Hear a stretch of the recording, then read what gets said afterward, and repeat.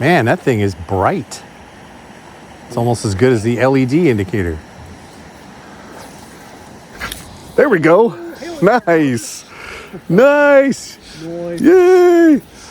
So I have something super cool to share with you. You know, OROS indicators, they stepped into the market about 3 years ago now, I think.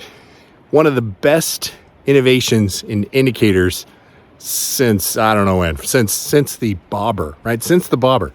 OROS indicators, the line goes right down the center, and then the two half spheres screw together anywhere on the line, so you don't get any of those tangles. It doesn't twist your line, it doesn't chafe your line, it doesn't dent your line.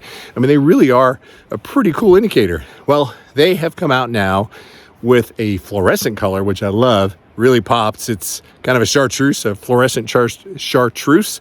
And they now have these tiny little indicators. So some of the feedback that I've seen is that their smallest isn't quite small enough for some of the midges or like tiny little chironomids. You might be fishing in a very select fishery that anything and everything scares the fish. So now they have the very small size of OROS indicator.